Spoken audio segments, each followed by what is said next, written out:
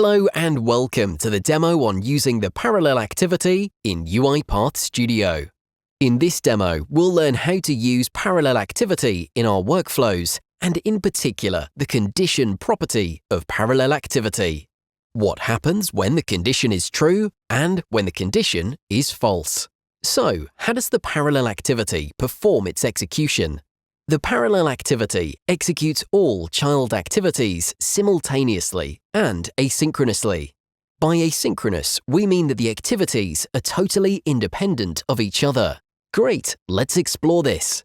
We encourage you to build along with this video.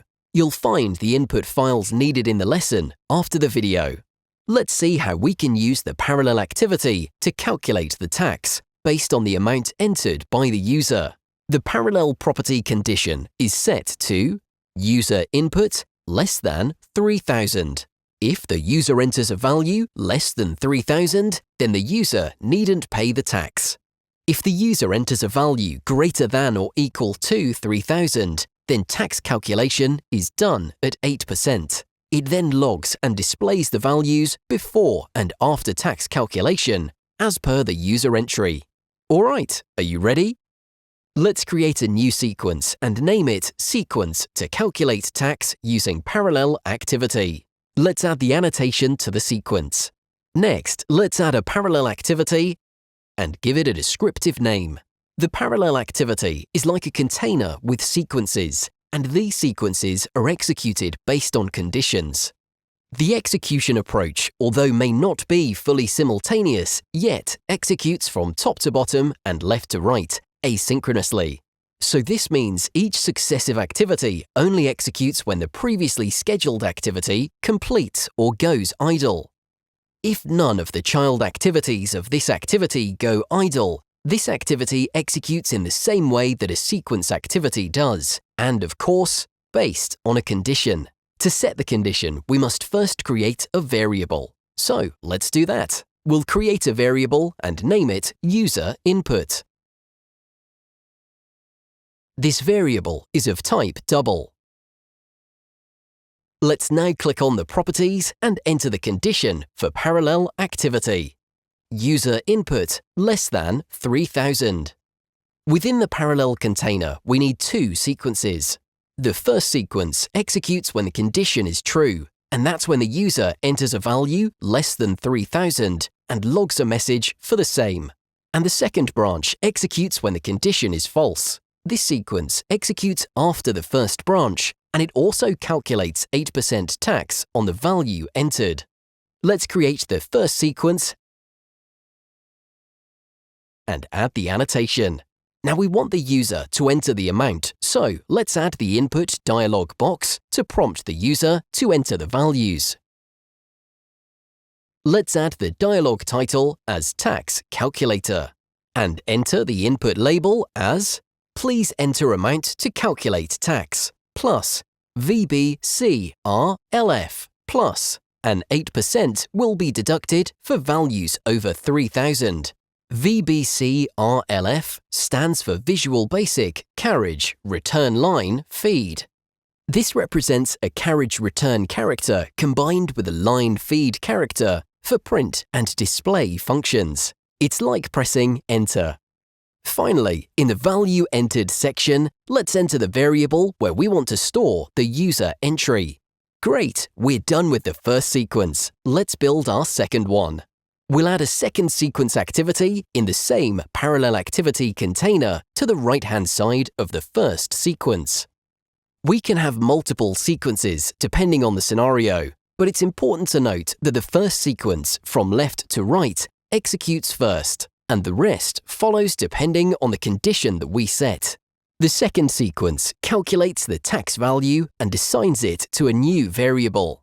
It also logs the value afterwards using the log message activity, then assigns true to the Boolean variable newly created after tax calculation. This Boolean variable is further used to check if tax is applied, and if it is, then displays the amount after tax deduction. We'll see this shortly. Before we display the after-tax calculation messages, we must store the value of the user input after 8% tax is calculated on it. To do that, let's add an assign activity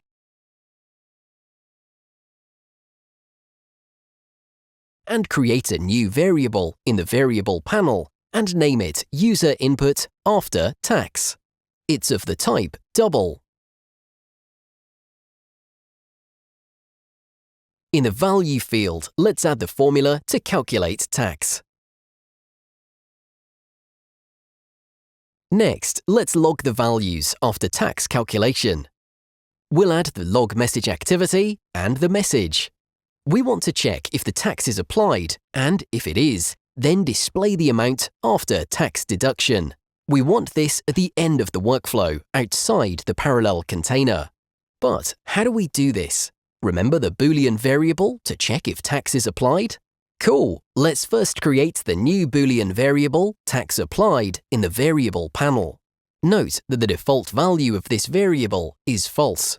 We'll set the scope of the variables to the outermost sequence so that we have better visibility. Let's add an assign activity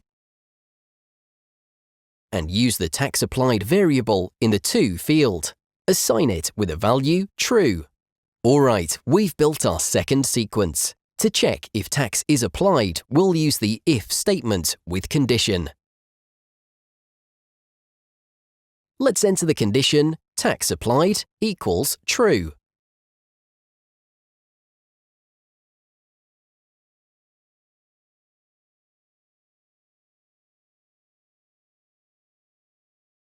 If the condition is true, then let's log it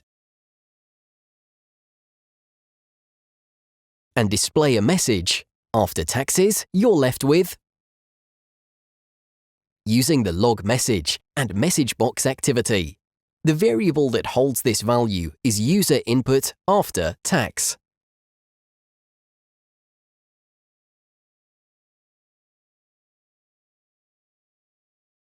Else, if the condition is false, let's log it to and display a message, you're below 3,000 and need not pay taxes.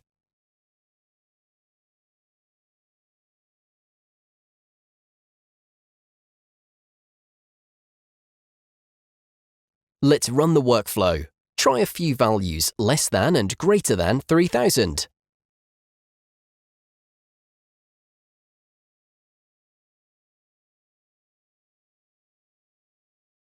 And it works. Let's check the same in the output panel as well.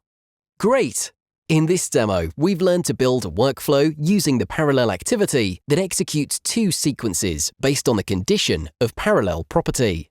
If the condition is true, then it executes the first sequence with user input less than 3,000. If the condition is false, then it executes the second sequence, but only after the first sequence. The parallel activity is executed from top to bottom, left to right, asynchronously. For more practice on this topic, try to invoke workflows using the parallel activity and explore if you can make a robot do multiple things at the same time. That was all for this lesson. Thanks for watching, and we'll see you next time.